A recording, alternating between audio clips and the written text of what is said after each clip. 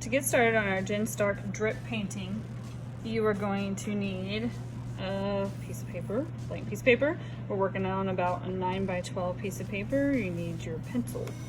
And you will eventually need black paint if you have it, or black Sharpie, or you can do this all with marker, or if you prefer to do it in paint, or you can do it in watercolor, whatever you have as far as choice goes.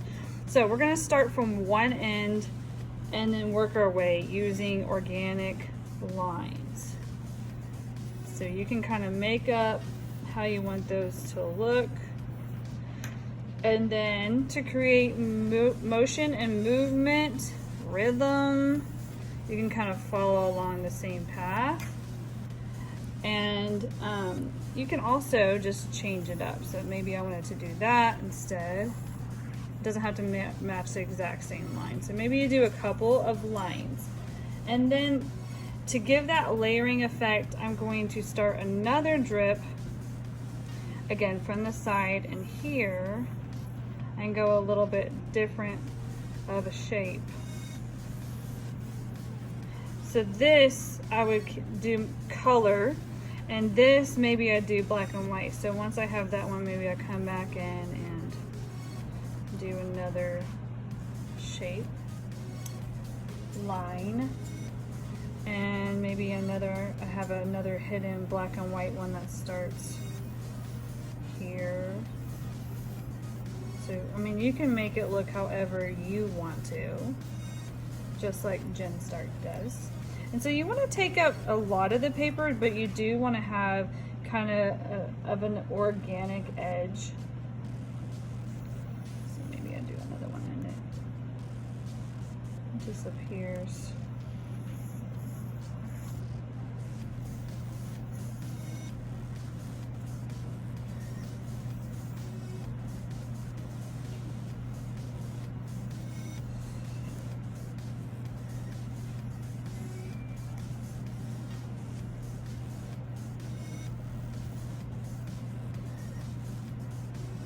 Alright, I think I'm done. So once I have that done in pencil, then you can take the time to do that in Sharpie.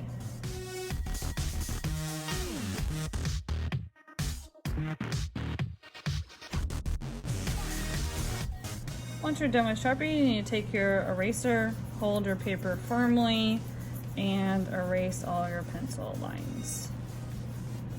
Especially if you're choosing to do this in watercolor. If you do not take the time to erase your lines, then your lines will show through the paint.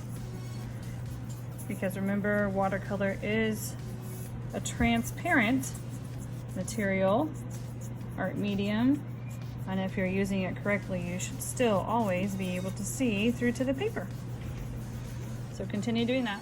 Next, you need to decide which things are going to be colored. I think I'm going to add one more section in here, less to color in, break up the color. So where you want the black and white, you can use Sharpie to color those in neatly, or you can use black paint. And so what I'm going to do, if I'm using black paint, I'm going to go ahead, since this is kind of repetitive, I'm going to go ahead and decide where I want my black to be, and so I'm just going to put a little dot. And that helps me not think so hard once I got my paint out. So if this is black, this right here is going to be my white section, which means these parts are black. And then I wanted another black section. Let's see, this would be my black. This would be my black. Because for the black and white in Jen Stark's pieces, well, maybe that would be the only black and white. Okay, so this would be black, this would be white, this would be white. So the white is the paper, and the black, you'll do the paint. So once I have it labeled, ideally, then I can just sit in here and paint it.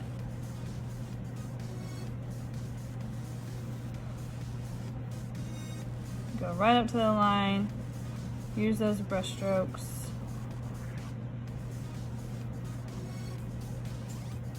My paint is a little bit dry.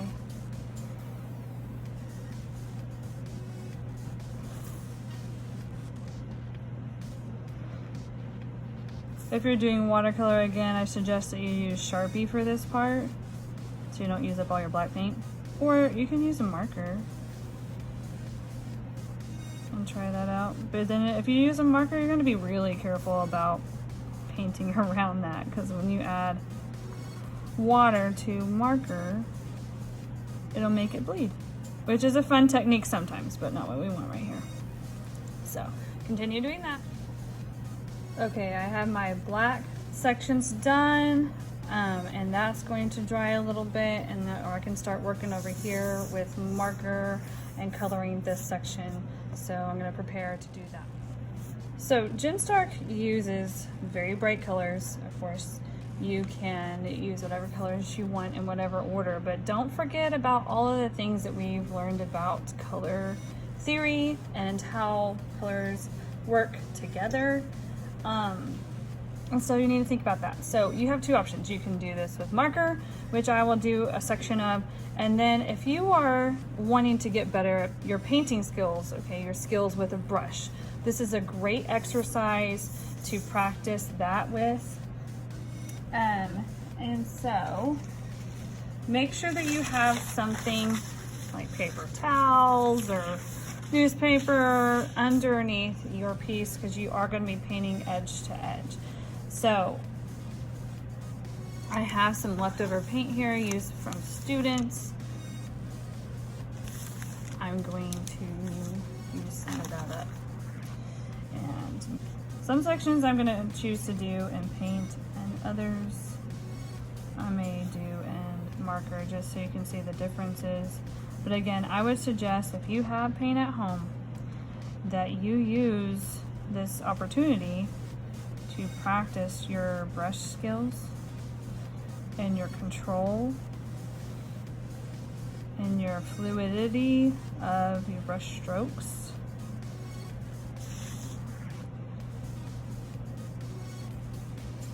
And depending on the quality of paint, you may need to go over the layers, you know, one or two times. Right now I'm using acrylic paint.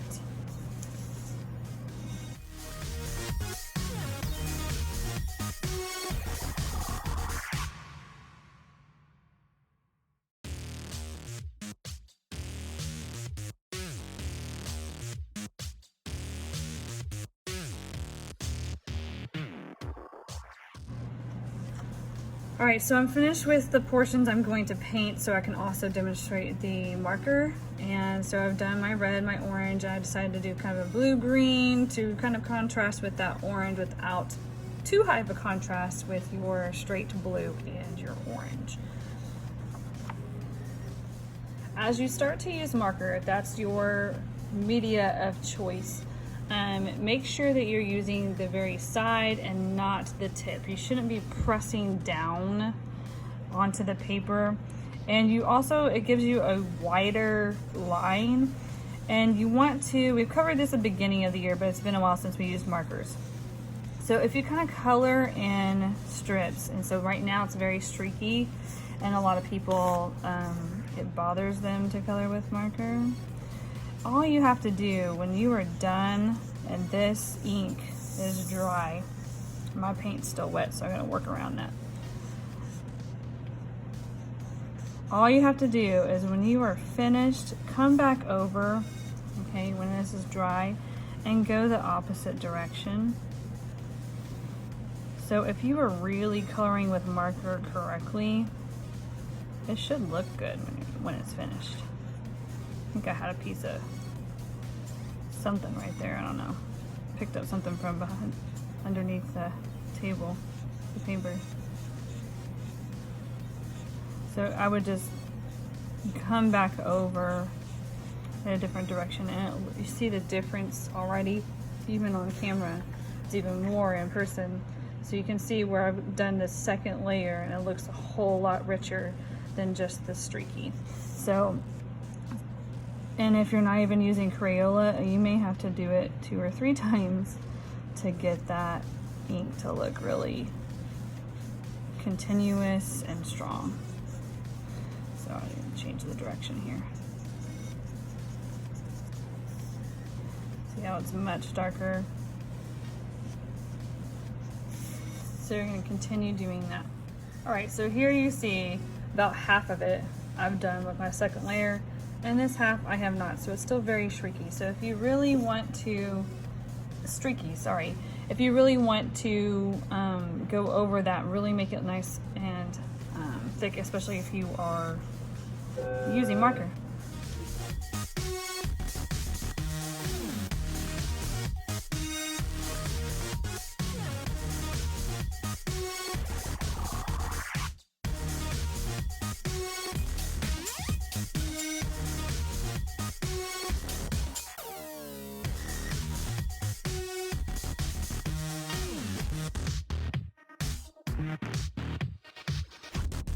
All right, so here we have the finished drip piece, and I left this area. So if you notice, this is the only area that was not colored in with that second layer.